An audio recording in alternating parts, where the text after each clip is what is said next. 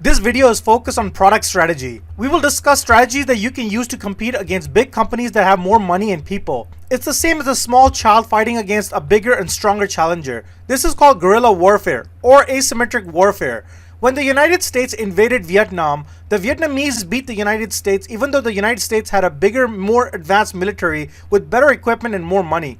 The Vietnamese used traps, underground tunnels, and psychological warfare to win.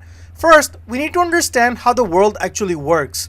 At the bottom, we have people, planet, and the environment. Above that, power is controlled by the government. The governments are controlled and influenced by big banks.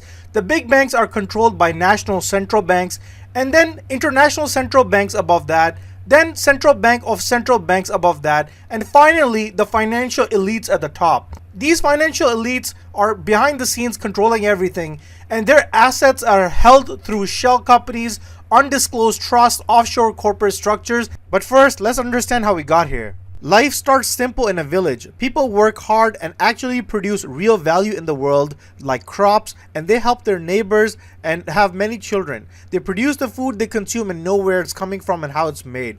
As you go further away towards a town and then to a city and then a megacity, people stop caring about others and want easy money instead of working hard, and where they don't have to work at all. They bring in low-cost immigrants to do the work.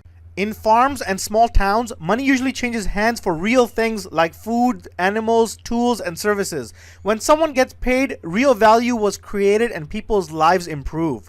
In big cities and mega cities, a lot of money goes into stocks and index funds instead of making or fixing real things. People are mostly trading ownership papers, not producing goods. When stock prices go up, it looks like the economy is growing because the numbers are higher, but that doesn't mean wages went up, or food got cheaper, or life got better. So the economy can appear healthy on paper even though regular people are suffering with food, rent, and debt. The real economies grow by making things useful, while paper economies can grow just by moving money around while people suffer. I'll explain in simple terms how the economy is measured. Imagine one day two economists were walking in a forest and they saw a pile of poop. One says to the other, "I'll give you $100 if you eat the pile of poop." So the other guy eats it. Now the other guy sees another pile of poop and he says, "I'll give you $100 if you eat it." So the other guy eats it. And then they discover they both just ate a pile of poop. The economy apparently made $200, but no real benefit or value was exchanged. Early on, societies are small, consent-based, hard work is rewarded, managers advocate for workers, and everyone benefits. Gradually, the trend shifts towards decline, deception, exploitation, force, and competition. The middle class is basically being financially wiped out as the elite compete with each other for power with limited spots available. This is a real world example of fierce competition among just some of the elite in the Middle East. In towns, people know the quality of the food they eat and how it's grown. But as societies grow into cities and megacities, they're so far away from their food source, they can no longer tell if the food is being tampered with. This creates opportunity for predatory elites to silently poison people by adding sugar to basic food items like bread and cereals, spraying pesticides on fruits and vegetables, and much more. If they can make you more sick by slowly poisoning you and control and own pharmaceutical companies, they can make money selling you medications and treatments. The elite are on the lookout for towns that are likely to become cities and megacities so they can exploit the people living there and rob them by controlling the government and financial economy. Financial control allows these elites to make any country rich or poor overnight, but they do it gradually in most cases. Media is how they control what people learn and believe. So if they want you to buy a lot of bananas, they'll release a lot of scientific studies and social media videos on bananas to influence your decision. Intelligence is how they monitor you mostly without your knowledge. This is how the lower level process works. Corporations want profits, so they wipe out competitors using different ways like underpricing them or signing exclusive contracts. Politicians need money for their campaigns and marketing, so companies fund them. Once in power, politicians then write laws to favor the corporations who funded them and help them win. The media needs profits, so they are owned by the corporations and help communicate the things that corporations care about to shape public opinion. Workers need jobs, so they accept whatever is offered, because if a worker wants more money, the corporations will replace them with someone cheaper who will do the same job. People are too distracted on entertainment, social media, and things that don't really matter, so they never realize what's happening to their life. The system repeats over and over again until most people are robbed of all their wealth and freedom. That's literally the definition of slavery. People become slaves and don't realize until it's too late.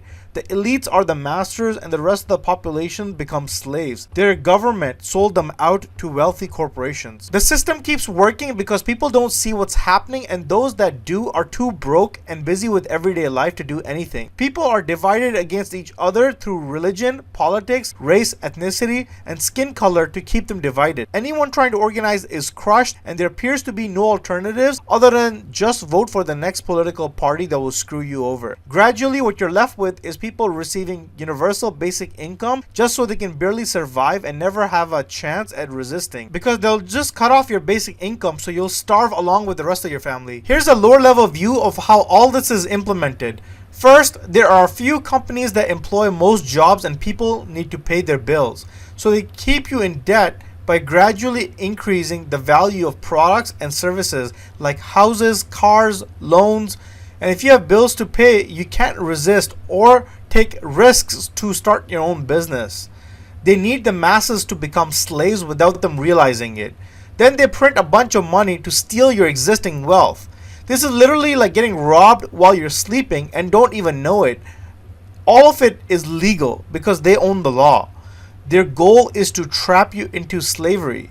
Corporations own the politicians who control the government who own you. People are busy chasing the next Taylor Swift song or Drake concert or the next FIFA game or World Cup or the latest car crash that happened in the news or a shooting that happened or the latest new phone coming out. So you can't actually realize your life is being driven towards slavery. Few corporations own most of the food companies, and that allows them to make your food really low quality and harmful in most cases. But remember, they control the media, so you won't realize you're getting poisoned. And then a handful of companies own pharmaceutical companies, so as they make you more sick, they also make a lot of money selling you medicines and treatments. The education system is outdated and doesn't actually teach you real-world skills to succeed in life. The result is people blame themselves or each other without realizing it was the government that sold them out as slaves to greedy corporations. Everything I just explained is backed by real-world data and numbers. There are a handful of companies that control the meat industry, and remember, they didn't get here by a miracle. They systematically wiped out smaller farms to gain control. Same thing with the media companies. Handful of them own the majority of media. Handful of agriculture companies own your food supply. Handful of pharmaceutical companies control prices for medicines and services, and prices are intentionally kept higher than other countries. Top 1% of CEOs control 32% of US wealth, which means they can do whatever they want and there's no one to hold them accountable. Unions is how the employees used to team up to fight for employee rights, but they were systematically wiped out and inequality increased as a result. Controlling all the food supply by wiping out small farms by using debt and controlling prices and laws. Control the government and the media so no one realizes what's happening. The result is turning people into slaves and making sure they can't fight back or resist. By controlling everything from the top, they control everything else down the line, so people never realize who's actually pulling the strings. Religions and fair societies teach us that taxes help take wealth from the rich and give it to the poor. This way, no human being is suffering. But in reality, because these elites control the banks and the government, they avoid paying taxes by using legal loopholes such as offshore accounts or shell companies. The result is that vast majority of tax money ends up being paid by all the employees and poor people directly through their paycheck. Corporations never pay taxes pretty much. The result is a growing wealth gap between super wealthy and poor. The middle class and poor can't afford to live and systematically get wiped out by these elites, just the way that they wiped out farmers and other groups. The politicians will keep making false promises to people because there's no accountability for them. So they can never deliver on any of the promises they make and they'll still keep their job. The elite strategy doesn't end here. Suppose you want to build a house for yourself or your family to live in. You own 10 valuable things like your car, tools, land, and your savings. But you don't have enough money for a bigger house. The elite will lend you money and you'll think they're so kind. But there's a small condition. You need to pay $100,000, which is the cost of the house, plus 5% interest every year. Interest is basically the bank's way of saying, I'm letting you use my money, so you need to pay me for that privilege. And in this example, it's $5,000 for the first year, on top of the $100,000 that you borrowed. Now, every year that you don't pay back the money you borrowed, plus new money that you owe the bank for lending you the first money, you owe them even more money. The debt keeps growing. The part most people don't know is that the same elites that own the bank also own other parts of your life, like companies you work at, and they can decide not to give you a pay raise or cut your salary down. So you can say, I can't make my payments now, but the bank will say, not my problem. You signed the contract and owe me. The same elites also own grocery prices, so they increase those prices, gas prices, and now you say, I can't afford food and payments to the bank. The fine print in the contract says if you miss one payment, your interest rate jumps from 5% to 15%. You say, that's not fair.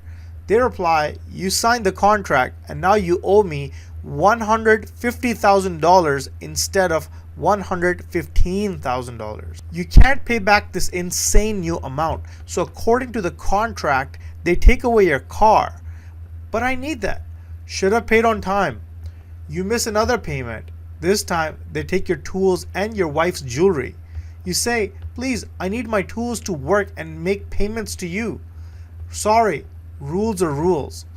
Month 6, you say, I've given you 3 of my personal things, $15,000 worth. Why do I still owe $145,000?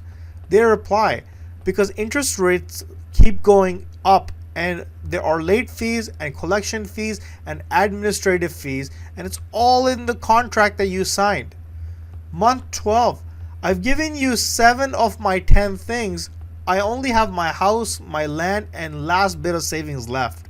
They reply, you still owe $130,000, and the contract says if you don't pay, we get to take your existing house, the thing you borrowed money to build and improve in the first place, and now that house is going to cost you, the new house that you want to build is going to cost you $200,000.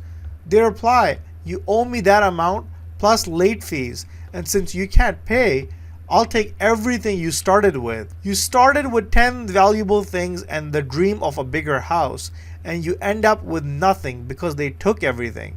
You're now broke and homeless. For lending you $100,000, they gained $200,000. This works because people don't understand how compound interest works, and these same elites own prices and other parts of your life like jobs, groceries, pharmaceuticals, and more. This is why religions banned interest for poor people and in general, because they knew these exploitative practices. Interest-based borrowing has different stickers, but it's the same machine. Halal or Islamic banking avoids calling money interest, but the economic result is the same. Instead of charging interest, the bank builds its profit into fees, markups, or shared ownership. You still pay more than you borrowed. You still lose the asset if you don't pay. The risk and outcome look almost identical to conventional banking. The main difference is how it's structured and labeled, not what actually happens to your money. A human being's basic needs is water, food, clothes, and a place to sleep.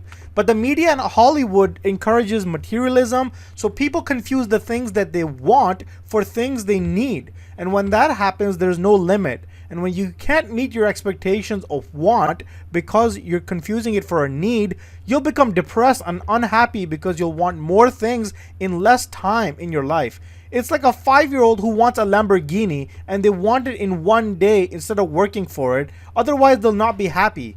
Imagine seeing a friend one day and they tell you that they have a big fancy house, a nice car, expensive jewelry, and you don't have those things, so you feel like you're doing poorly in life if you don't have those things because you'll subconsciously compare yourself and feel sad and inferior. You'll tell yourself, I need a house too. You'll go to the bank and get a mortgage or finance a car using money you don't have to impress people who don't matter to your happiness. Each time a person, a company, or a country uses debt, you're giving piles of money to the system that now has even more money thanks to you and can continue doing this to other people, companies, or countries. Now let's talk about the financial elite involved in education.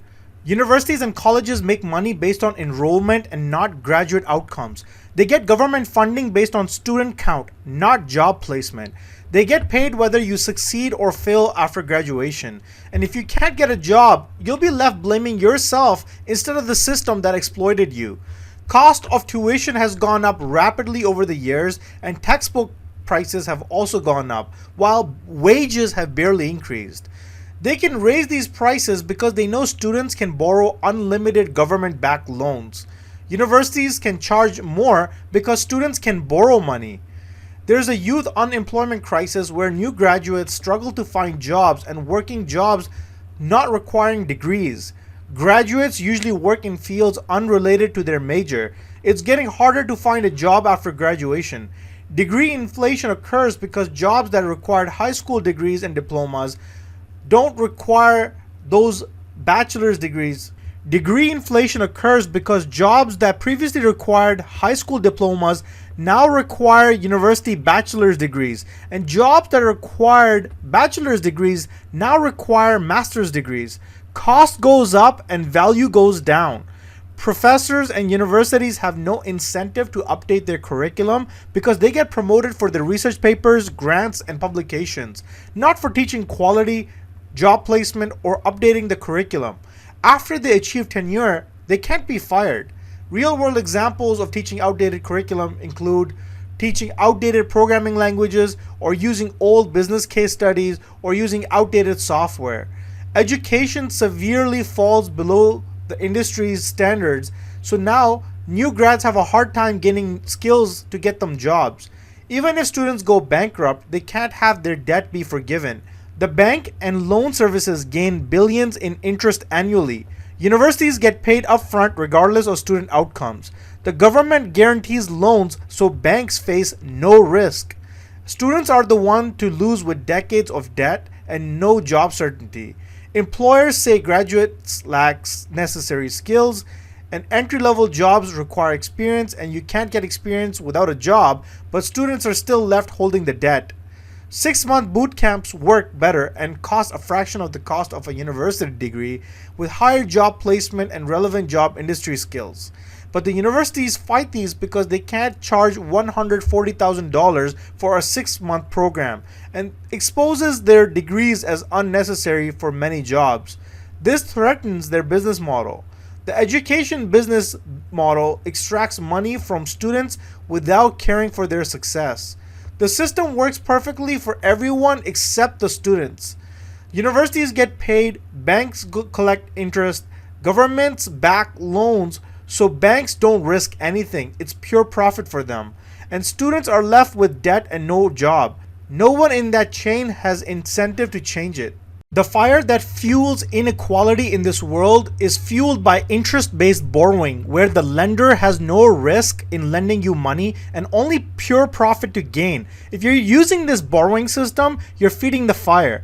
This fire turns free people all over the world into slaves who keep feeding the fire all their life. Media is how they shape what you know and when you know it. Sugar and adult content is another mechanism they use to control people. A handful of companies own the global sugar supply.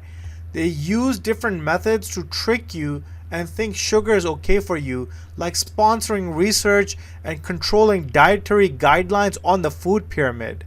What people don't know is that sugar is not only bad for your health, but also triggers the same reward signals in your brain like cocaine, so your brain actually thinks you're happy and you feel happy, even though you're eating poison for your body. They add sugar to almost every food in grocery stores and try to get children hooked on it from a young age by targeting them through cartoons and social media. The more sick they can make you, the more money they can make selling you medicines and treatments. The adult content industry is also 70% owned by one company, and adult content affects your brain just like sugar and other drugs, which affects your ability to think. Even children are exposed to this content through social media. This mentally causes depression, anxiety, and relationship problems. Remember, because the system is designed to keep people busy paying bills, they don't get time to teach their kids and supervise their kids. So the elite are basically indirectly targeting kids systematically. They own the politicians and block any attempts at enforcement. So there's no one protecting the people. The end result or goal they accomplish is control. People can't resist or think clearly, get sick more, and die younger. And all of this basically prevents them from collecting their pensions. The whole system is designed to extract maximum value from the life of middle class and poor people. Ben Shapiro is a major voice in the conservative media space, and he thinks that people should work until they die. They should not have pensions or taxpayers covering for them at all.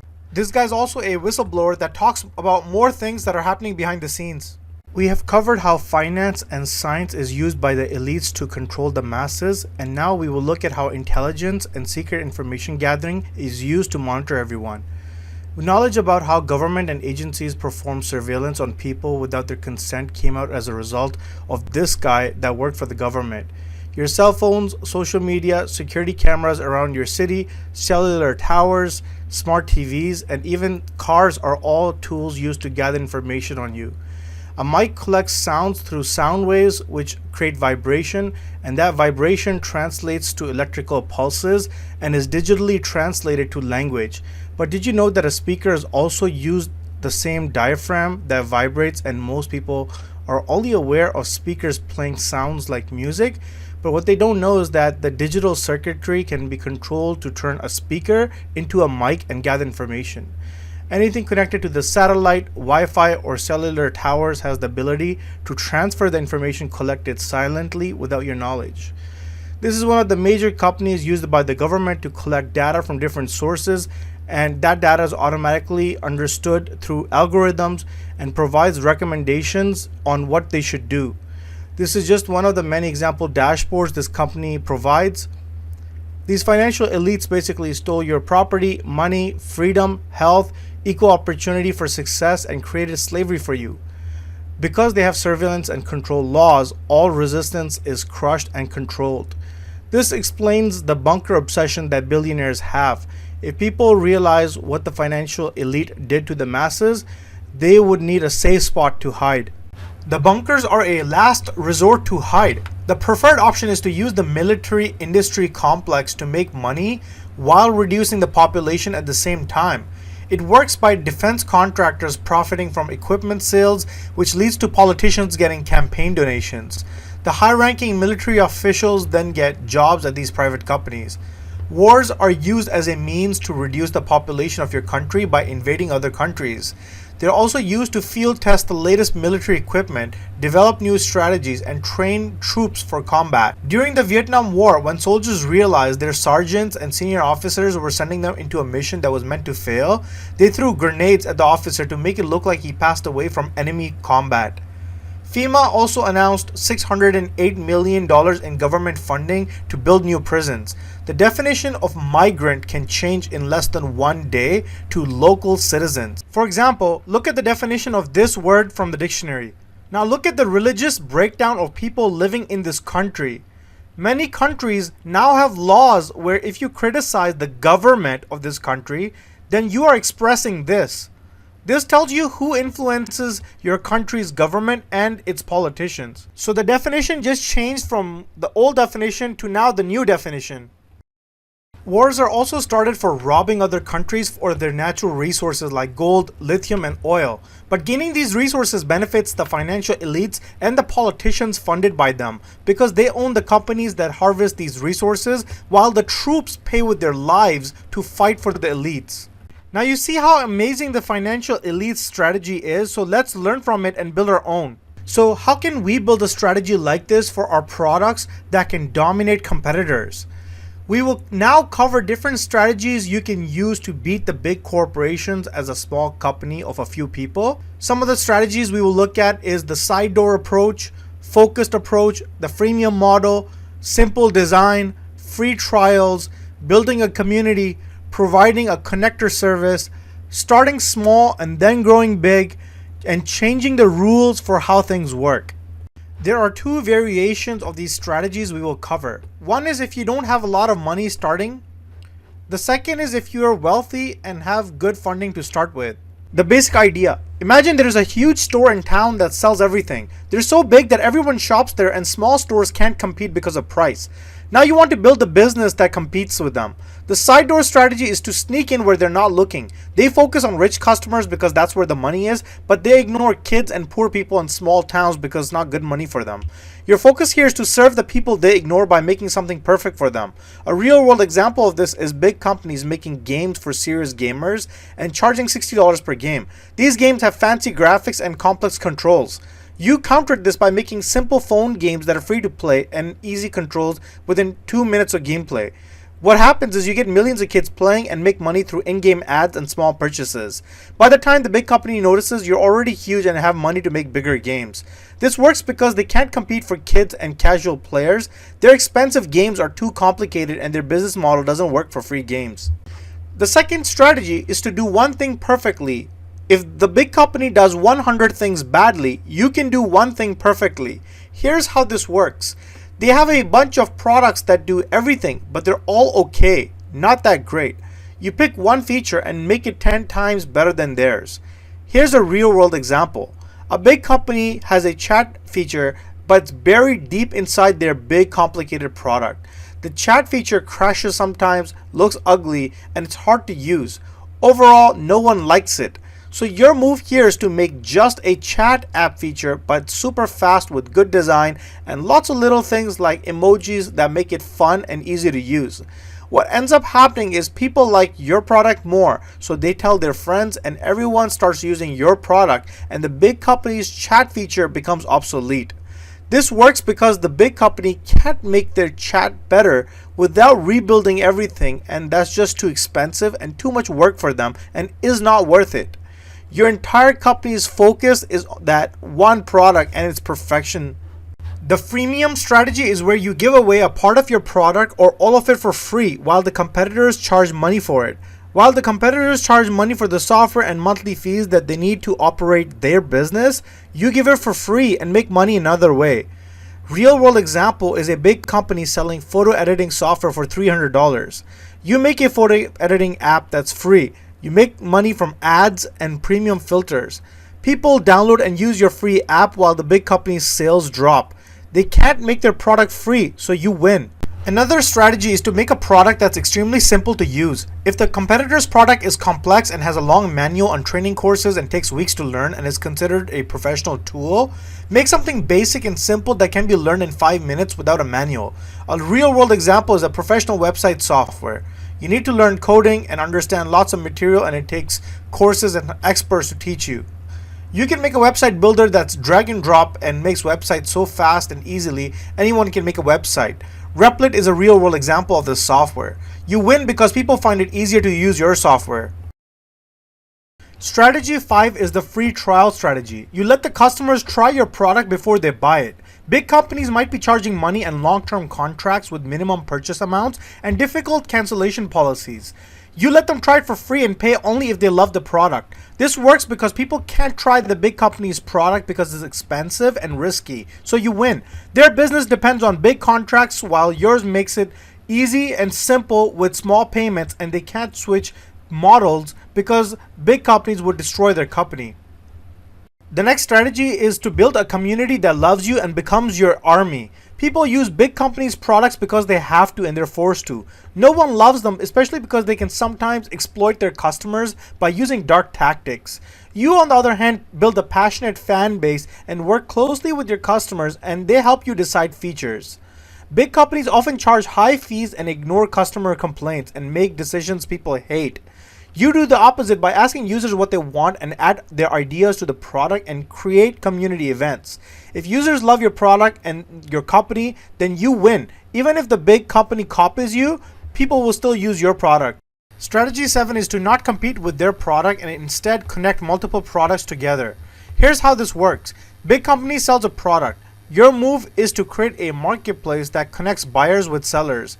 You take a small fee from each transaction. For example, if a big company sells a product directly and customers buy from them, you instead create a platform where anyone can open a shop and millions of people shop on your platform, and you take a small fee for each transaction. The big company can't compete because there's just one store and you're a million stores. The next strategy is specialization. Big companies have multiple types of customers that their one product is serving. You focus on one type of customer and build a product around their specific needs. For example, dog groomers, pizza restaurants, or dentists. And even within dentists, there are different types of dentists. Your goal is simple. Make a product perfect for that one specific group. An example is big company restaurant software that works for retail stores, offices, restaurants, and factories. You build the software only for pizza restaurants. Your software tracks pizza toppings, delivery management of drivers, oven temperature schedules, and pizza-specific inventory tracking. Pizza restaurants will love your software because it does exactly what they need and is worth paying for. Big companies' generic software can't compete. The next strategy is to start small and grow big. Sneak in with something tiny and slowly take over. The big companies don't worry about small threats, and by the time they notice, it's too late. Start with a tiny product that doesn't compete. Make sure the product is easy to try and solve small problems. Add features that replace them. Real-world examples in educational platform, it has grades, attendance tracking, assignments, and more. You make just a homework reminder app that sends students reminders. It's free, easy, and helpful. It works with the big company's system. Then you add features like assignment tracking, grade predictions, and all of them still work with the big company's product.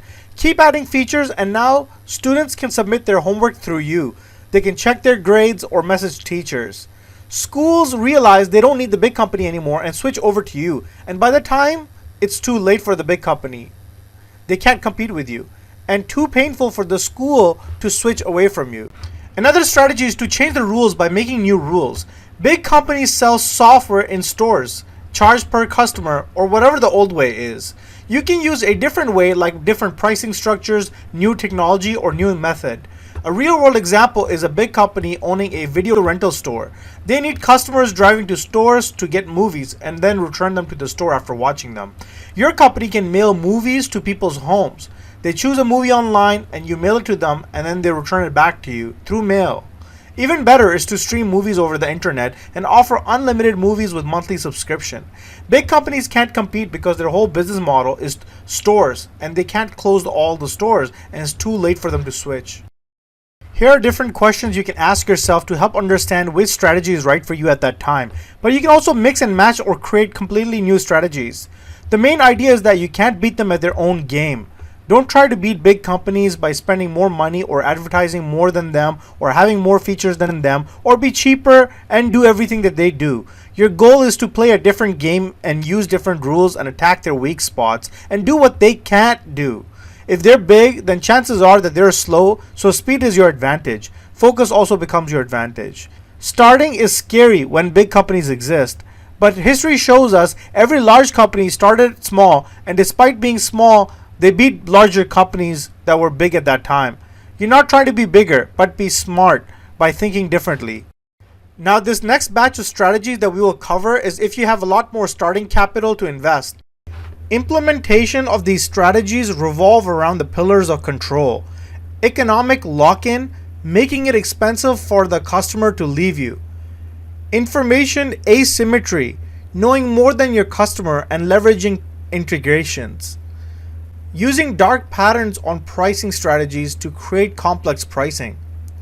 Capturing people into an ecosystem by using proprietary formats and standards. And lastly, expansion and elimination of competitors by removing alternatives through knowledge capture. Pillar 1. Economic lock-in. Make it expensive to leave. Lock in user data in your system and make exporting that data difficult or impossible. Integrate with other systems to bring their data into your system. If they leave your system, they lose historical data. Build features that are critical to the user's workflow. Integrate deeply into their existing system and have your product be the glue holding their systems together. Removing you breaks their entire workflow. Offer webhooks or APIs that other tools depend on. Become embedded in the customer's infrastructure. Make yourself an irreplaceable infrastructure for them. Get them to invest upfront and make your system cheap or free to start, but requires significant time, customization, configuration, and training. By the time they're set up, they've invested too much time to leave. Network effects. Make value increase with users. With more users, they get more value. The first user gets little value, but the value goes up the more users that join. Data network effects include more usage leads to better product. Early users train the system for later users. Ecosystem network effects include more users lead to more third-party integrations, and more integrations mean more value and more users. Design your system for viral growth. Invite features, collaboration, build marketplaces and ecosystems early on. Make the product better with more users and data. Pillar 2. The second pillar is information asymmetry. No more than your customers. The monopolies control the media and Hollywood to shape perception, hide true costs, hide alternatives, and make comparisons difficult. For your startup, collect unique data that customers can't get elsewhere. Provide insights and analytics they need. Make them dependent on you for decision making. For low resource startups, you can aggregate data from multiple sources, create unique benchmarks, and be the industry standard for measurement. Make your insights very valuable. Your insights are value. Make the pricing complex and hard to compare. Make the pricing users plus features plus usage dependent. Make the cost of ownership unclear and put hidden fees, and make it hard to compare against competitors. Make pricing a function of multiple variables like seats, usage, storage, and features. Start with a free tier that becomes expensive at scale and make the switching cost calculation expensive and complex. Make your API the standard and get others to build on your platform so you control the ecosystem. Make export of data from your system lossy so it loses some functionality when you export. Get others to adopt your format. Get to know their business operations deeply. Learn their workflows, pain points, and processes. Develop customer features for their specific needs. They become dependent on your institutional knowledge. By offering hands-on onboarding, your teams learn customer workflows deeply and builds features specifically for their needs. Your team becomes the expert on their operations. Pillar 3. Ecosystem capture. Control the environment, not just the product. Be a marketplace instead of just being a seller. Connect buyers and sellers and take a cut of the transactions. Control the relationship. Sellers invest in your platform to build presence, reputation, and integrations. And buyers come where sellers are, and sellers stay where buyers are, locking both sides. Become the infrastructure by offering APIs that developers build on. Third parties create value on your platform, and their success ties them to you. You become critical infrastructure. Make it easy for others to build on you and offer APIs early on. Charge for API usage as you grow and embed in their infrastructure. Target vertical integration by starting with one component and gradually adding complementary services. Eventually, own the entire value creation chain. Customers can't leave one part without leaving all. Start focused and gradually add adjacent services over time. Get exclusive partnerships to lock up distribution. Partner with key platforms and distributors and get exclusive or preferential placement. Block competitors from the same channels. Control access to customers and offer exclusivity in exchange for promotion and block competitors from your channels. Pillar 4. Dependency creation. Make them unable to function without you. become part of their daily operations. Make your product used multiple times per day and insert it into their critical workflows so it feels natural. Target higher frequency use cases that are used daily and build habits around your product. Be the single source of truth and own the data that they need. Data in your system is official, and duplicating it elsewhere creates sync issues. Make it so your system has real-time features that can't be replicated elsewhere. Team dependency. Train their entire team by offering extensive training and make your tool a skill on their resumes. Employees become advocates because they know your tool. Create certifications and training programs. Make learning your tool a career asset. Build a community around expertise. Create automation dependency by automating critical processes. And automate tasks that they used to do manually and they forget how to do it without you. The whole process knowledge moves to your system, and going back to manual is impossible at scale for them. Pillar 5. Expansion and elimination. Grow by eliminating alternatives. Feature expansion by entering adjacent markets. Start with one core feature, and once customers are locked in, add features that competitors are offering. Bundle it together to bring them into your platform. Look at what third-party apps your users love and build that feature natively and bundle it for free or cheap so the third-party app fades away. Look at what integrations users add and build those features natively into your platform. Bundle it at lower price than standalone and absorb the adjacent markets. Land and expand by starting small and growing within accounts. Enter with a small and cheap product and get users hooked onto it and expand to other teams within their company. Use freemium to get in the door and add usage-based pricing that grows with them. Expand within their organization and upsell enterprise features. Competitive moats. Build defensibility by adding proprietary algorithms or AI models trained on unique data. Patent key innovations and create technical complexity that is hard to replicate. Make more data a better product so historical data becomes advantage. Identify the one moat you can build and focus on it relentlessly. Use it to defend against competitors and expand to other moats over time. Here are some metrics that help you measure how well you have locked in customers. Here's an example product strategy path. First 12 months, your goal is getting in the door through initial adoption. Use freemium and free trials and free tiers to get in.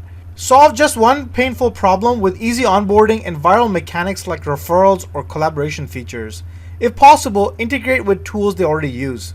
Second phase is becoming essential. You can do this through deep integrations into their workflows, and do this by adding features that encourage daily use and becoming source of truth for critical data. Build integrations that make you the center. The third phase is locking users in. Make switching to other tools or other systems expensive. Add premium features, expand to related use cases to cover more of their workflow. Expand within their organization to other teams to get more users. Build a whole ecosystem where third parties start depending on you. The fourth phase is controlling the market. This is where you own the entire value chain end to end for more of your users and either acquire or copy competitors to eliminate competitors and perform exclusive partnerships. Then you raise prices because now you can, and they're trapped. There are psychological tactics that you can use, like making them invest time, money, social capital, data, so they feel like they've come too far to back down. Allow customization so they feel like the whole thing belongs to them. Become the industry leader by doing something really well and developing a reputation for quality. Emphasize all valuable things they will lose if they leave your platform, like historical data, integration, and workflows. Then there are dark patterns that work but damage trust, where it's easy to get in but hard to get out. Forced continuity, where free trial auto converts to paid, and cancellation is harder than signing up. Bait and switch is where you start cheap or free and raise prices once users are locked in. Here are some ethical questions that you should ask when selecting a strategy. Ethical dominance is harder and takes longer and requires genuinely good product. You might even make a little bit less money, but Long term, it's more sustainable and employees are more proud of what they're making and doing for the community and the world. Your customers will be grateful, not resentful. That's the end of product strategy lecture, and if you need ideas for your product strategy similar to the ones that we just discussed, Zero Sensei can help you, but you'll only see this feature once you pass the founder exam.